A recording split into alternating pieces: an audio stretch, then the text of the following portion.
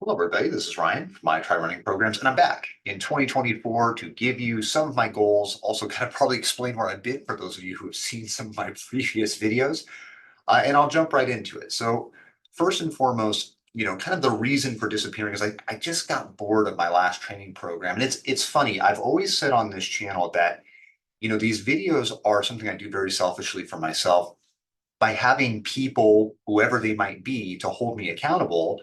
It helps me to stay focused on my running. And holding accountable, I really mean knowing that these videos are going to go out to a public audience. I always appreciate the comments and the feedback, whether I get them here or on Strava. It helps me be honest with myself. But the issue was I was just in a long training cycle in that Hal Higdon personal best marathon training program. I just got bored of the program. I couldn't keep doing it and keeping my focus. I'm not trying to make excuses. That is my big excuse. Luckily, I was training consistently in terms of just putting out some mileage, but I wasn't pushing myself at all. And I would consider 2023 to be somewhat of a waste of a year when it comes to overall running progress. I do think it laid an incredible base that I'm seeing some benefits already from, I should say, in 2024. But we'll see how that ends up panning out as we go. So first and foremost, I'm happy to be back. I'm very motivated to be back. And I'm just excited to be working on this channel again. And I'm excited to actually shift the focus of my running. If you've seen any of my past videos, you'll know that almost all of it was focused around the marathon distance and marathon training. And I'm actually going to turn that on its head a bit this year and focus on some shorter distances. So with that being said, I'll talk about my first goal next, which is the types of training that I'll be doing here in 2024. So as I alluded to in the first chunk of this video, I had been training in 2023 and I actually put out a decent amount of mileage, roughly about 1,600 to 1,700 miles last year. Not a huge number by any stretch of the imagination, but I was consistently at least running somewhere between around 30 to 40 miles every single week. Once again, a training monotony issue got in the way there, I think, of pushing myself to the best of my abilities to get better. And as someone who does want to try to qualify for the Boston Marathon in the 18 to 35 male category by the time I'm 35, which I have roughly about a year and a half to make that happen, I think I know that realistically the way I was training was not going to get me there. It was a little too easy for I think the capabilities that my body can allow me to do. But B, more importantly, I just wasn't doing enough top end speed training to benefit from in longer distances. So, with that being said, my goal is actually to change the marathon training to be completely non-existent in 2024. Instead, in 2024, I want to focus on the 5K distance, the 10K distance, and the half marathon. I think by getting faster in all three of those, I can build up, I should say, my top end speed so that in 2025, I can try to probably take on an early marathon or maybe mid-year marathon and then, or even potentially the end of the year. I guess it really doesn't matter the timing in 2025, but making 2025 the kind of go big or go home on the qualifying time for Boston. And so that's where I think, it's still, the channel will still have a lot of interest towards the marathon as I progress forward. But for now, I really want to emphasize running those shorter distances and building up that top end speed. I always felt like that was where I had the biggest area to improve right out of the gate as a runner, but B, also where I've left a lot of potential, I think, on the table. And so that's where the emphasis is going to be is on those shorter distances this year, which will certainly change up the types of programs that I'm using. And I'll allude to kind of next week video being the focus of a Singer 5K training program that I'll be using and starting next week. So you can look forward to that in terms of a training program video, which is the meat and potatoes of this channel for those of you who might be new to it. And so in the second part of this, I want to go into kind of some of the consistency issues I've been having, both as a runner and as a kind of a content creator, if you will, in terms of running. And I'll go over those things here, kind of what I see myself doing in 2024 and how I think those areas can improve for me in both contexts. So one of my major goals this year is to really focus on a consistency standpoint from two places. Firstly would be this channel.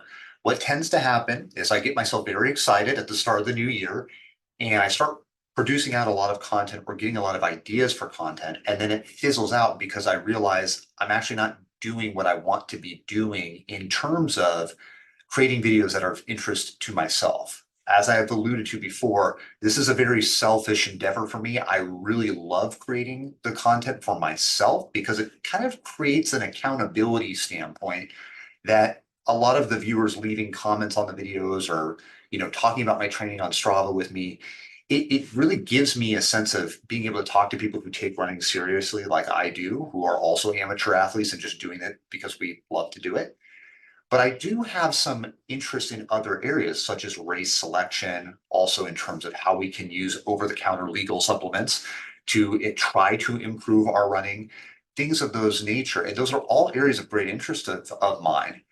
But unless I'm making those different types of videos, I think it's very easy for me to get caught in the monotony of just talking about here's a training program, here's a weekly update, so on and so forth. So I'm going to change up the way that I do videos a little bit more this year, focusing less on weekly updates around training and more around monthly updates of training, still doing program overviews and reviews, but then also including maybe some shoe content, some gear content in terms of watches and running shorts and things of that type of nature. Trying to differentiate that content for myself, I think will A, lead to hopefully a better channel, but B, and more importantly, I think it will also help in terms of keeping me consistent with the video creation because I've found that when I'm consistently uploading videos, I'm training a little bit better. And when I'm training a little bit better, I'm also uploading videos. So it's very circular. And I hate to use you all as a way to motivate myself, but it does seem to work for me. Now, the other area of consistency that I would like to see in my running this year is an increase in mileage and an increase in consistency around speed work. If you were to go to any of these individual weeks, what you'd find is that I would have put in plenty of miles, but not at a particularly huge pace. It allowed me to get my VO2 max up on Runalyze, and it looks great on paper, but it was very deceptive. I wasn't getting any faster. I wasn't really improving as a runner. I was just improving my ability to run more miles, not to run them at any greater type of pace. So this year, I'm already running a lot faster. I do want to say probably somewhat from a huge base building phase, because essentially from around August till the end of the year, all I was doing was basically running junk miles. So I do think I have an incredible base laid right now, which will lead to a lot of consistent running around it, being able to put out a lot of miles, injury free, hopefully so. But the biggest thing is now turning that consistency around running every single week to also training a little bit harder. So you're going to see a little bit more of an emphasis of some faster running. This is where some of these Fitzinger plans might come into play, certainly for the 5K. But as I progress through the 10K and half marathon distance, I do plan on utilizing programs that focus on top end speed development, not so much the maximum amount of miles I can run. I'm very, very heavily focused this year on consistent speed focused training because I think that will benefit me the most in 2025 when I start to apply that training to some marathon contexts. So to close out the video, I'll talk about kind of my final category, which is that variety of content that I've alluded to before. This year, I'm kind of thinking about including a little bit more shoe review type content. I'm not somebody who's very interested in buying a bunch of shoes and then trying them for 100 miles and then tossing them and then reviewing another shoe. I do buy shoes to train in, particularly.